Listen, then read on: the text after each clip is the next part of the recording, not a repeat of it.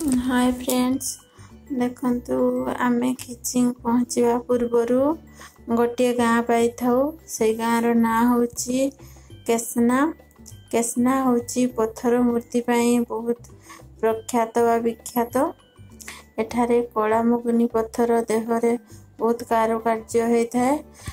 कला मुगुनी पत्थर रे खदेई करिकी बहुत मूर्ति बनै थांती। केवल मूर्ति नुह जो आमे जो सब जिनस पत्थर व्यवहार करछे से सब जिनस एठारे तैयारी होता है। तो आपणकर केबे भी कौन सी जदि जिनस दरकार पत्थर जिनस ताहले आपण एठारे बहुत सुविधा रे जिनस पाई परिबे। आपण केबे भी जदि खिचिंग आसंती माँ किचकेश्वरी मंदिर दर्शन पाई आसंती ताहले ता पूर्व आपण माने ए जगह अतिक्रम कला परे जाइकी खिचिंग रे पहुँचबे। तो एठार ही जहार जो मूर्ति सब दरकार कि कौन सी जिनस दरकार एठू बहुत सुविधा रे पाई जिबे। वर्तमान आमे खिचिंग पहुँची गलु।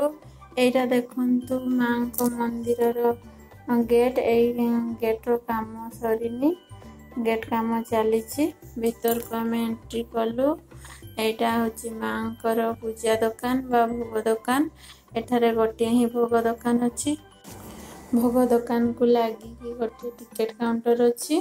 सेटारे आपण माने टिकेट करिकी भीतर को भोग नहीं की जाई परिबे। आउ माँकर बाँ कड़े होची चप्पल स्टैंड अच्छी जोटी कि आपण जता रखि परिबे। गोटे हल जता को मात्र 3 टंका। एटा देखंतु माँ कर मुख्य द्वार। एठी एंट्री कला परे माँ को मंदिर को हम जाइथाउ। Hi friend, Jai Jagannath, welcome back to my channel. आज ब्लॉग रे मु आपण मान को देखिया पे चाहूची आमे कोठी के आछू। आमे आज गोटे मयूरभंज रो बहुत प्रसिद्ध तीर्थ स्थान जोटा कि माँ किचकेश्वरी टेम्पल ना रे बहुत विख्यात। आमे सेठी आछू। तो वर्तमान आपण मान को देखिया पे चाहूची माँ को मंदिर कारुकार्य केमती होईची आ एठिकार जो प्राकृतिक सौंदर्य भरा चारियाडे जो पार्क टाइप रही दड़ी दड़ी व्यवस्था केमती सब होईची आपण मानकू देखिया पे चाहूची आ शेयर करबा पाई चाहूची। तो आसंतु देखिया। वर्तमान आमे मंदिर विषय रे किछि जानिबा। तो आसंतु मु आपन को ए मंदिर विषय रे किछि कहूची। तो ए मंदिर रो किंवदंती कहे प्राय 9वीं शताब्दी रु 10वीं शताब्दी मध्य राजा रायभंज एही मंदिर निर्माण करथिले। तो कालक्रमे एही मंदिर भांगी जाइथिला। 1934 मसीह मयूरभंज राजा प्रताप चंद्र भंजदेव मंदिर निर्माण कार्य आरंभ कले। 1942 मसीह एही मंदिर कार्य शेष हैला एवं मंदिर प्रतिष्ठा हैला। एही मंदिरर निर्माण शैली अद्वितीय। एहार कला कठिन मुगुनी पत्थर निर्मित, जहाँकि सारा भारत वर्ष रे विरल। एही मंदिर केन्दुझर शहर ठारू पूर्व को मात्र 50 किलोमीटर एवं मयूरभंज जिला करंजिया ठारू पश्चिम को मात्र 27 किलोमीटर दूर रे अवस्थित। माँ किचकेश्वरी देवी मयूरभंज जिलार अधिष्ठात्री देवी। माँ किचकेश्वरी को मयूरभंज इष्ट देवी बा कुलदेवी बोली कहा जाए। कालक्रमे एही मंदिर नष्ट हो जाइथिला। किंवदंती कहे माँ किचकेश्वरी महाभारत युगरे किचकंकर आराध्य देवी होइथिबारु माँकर नाम किचकेश्वरी बोली कहा जाए।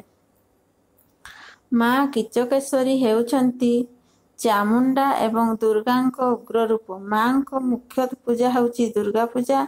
माँ किचकेश्वरी मंदिर रो उच्चता 100 फुट। माँ किचकेश्वरी मंदिर पार्श्वरे चंद्रशेखर महादेवंकर मंदिर अवस्थित। एठारे महादेव चंद्रशेखर नाम रे पूजित।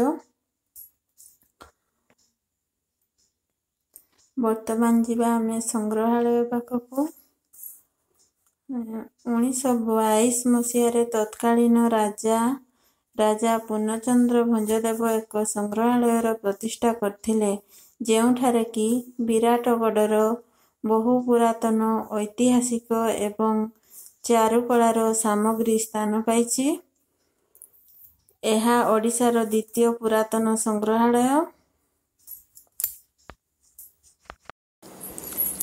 किचिंगरे माँ किचकेश्वरी मंदिर एवं भीमगदा आउ जो चंद्रशेखर महादेव मंदिर व्यतीत आउ गोटे मुख्य आकर्षण होछि छुआ मानक पई एठारे पार्क रो व्यवस्था होइछि आउ पार्क भितरे दौड़ीर व्यवस्था होइछि आ छुआ मानकर मन बहुत खुशी ए दौड़ी पई से माने खिचिंग माँ मंदिर को टाणी हेकी पड़े आस्थांती तांकु छुआ मानकर तो जानी थिबे पार्क दौड़ी कहले तांकर आउ किछि दरकार नै आ मंदिर प्रशासनकर बहुत अवहेला जो दौड़ी गुड़ा बहुत किछि भांगी गलानी आ से गुड़ा रिपेयरिंग भी एजाए हे पारु नै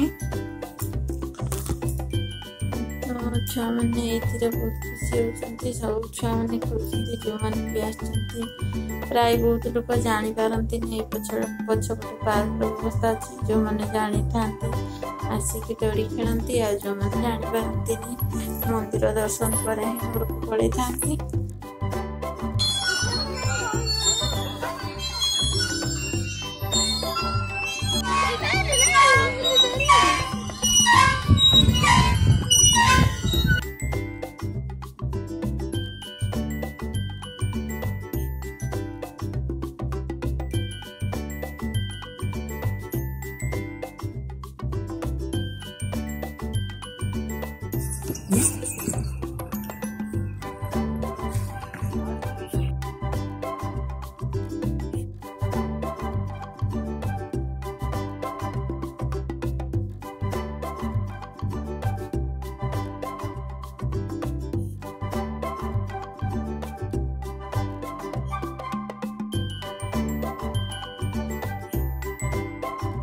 करमंगा गच्छ